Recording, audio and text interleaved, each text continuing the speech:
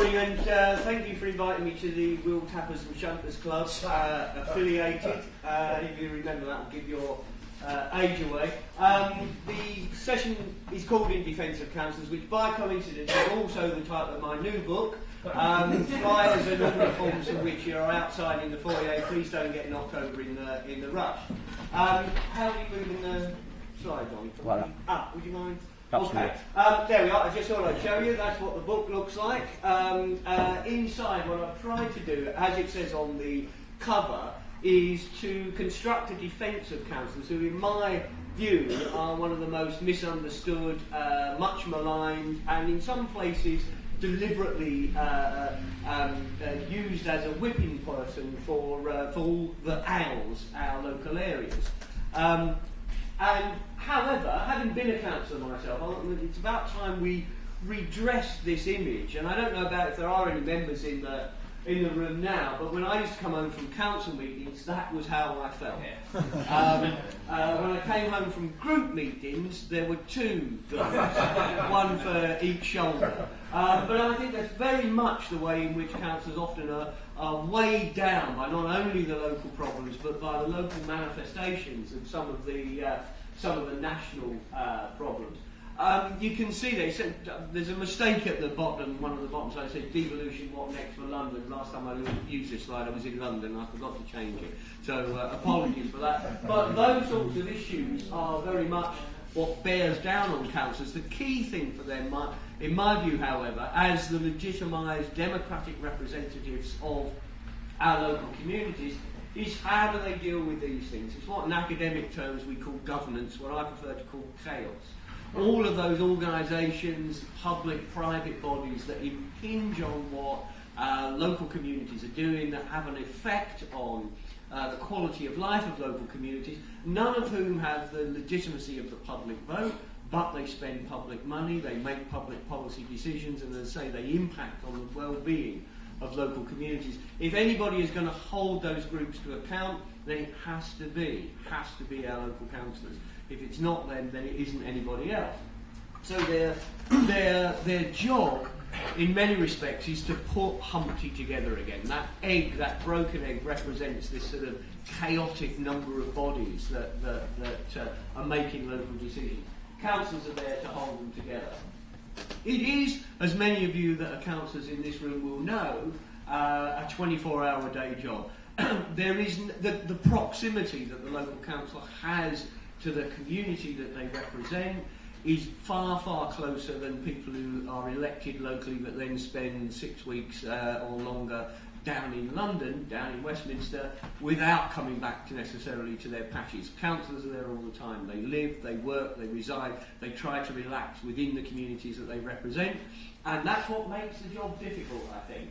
That proximity. You know, the ability to walk down to the local shops and do a bit of shopping in 10 minutes is something that many councillors will not understand, because it will take them an hour, it will take them 2 hours. Yeah, the mobile surgery in Sainsbury's is well known for many of our local members. There are some councillors, however, that are not so good.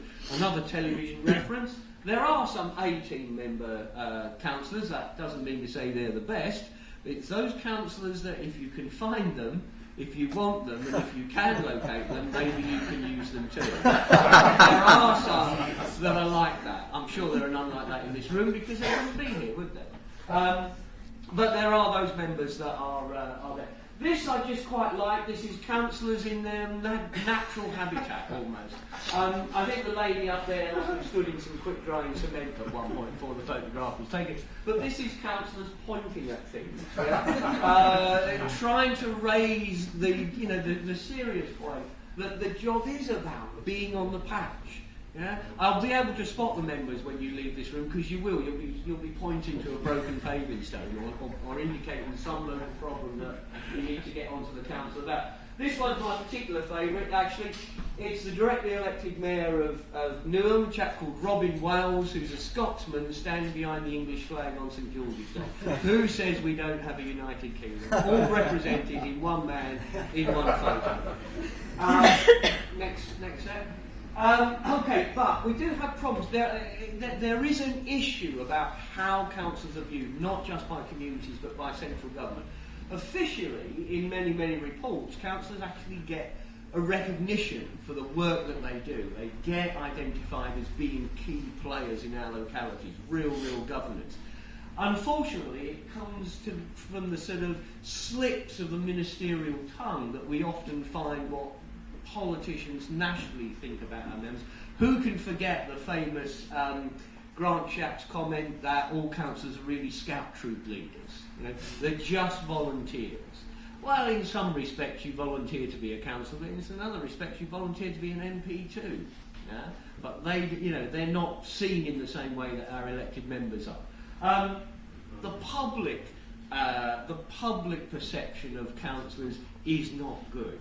And you'll read in the book, when I did some research into the way in which the media present councillors, that the image can do with some defending and can do with some polishing up.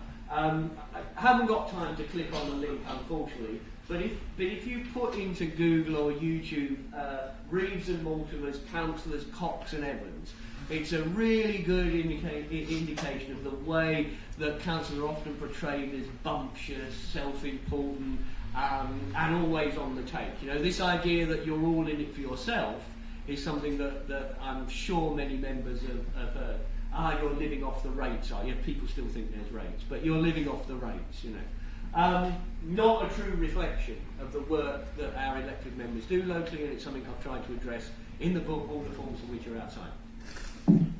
But what does motivate our elected members? Our members are motivated by the idea of public service. They certainly have a real grasp of the democratic spirit, unless the other lot win, of course, and then that tends to get a little, there's a tension emerges.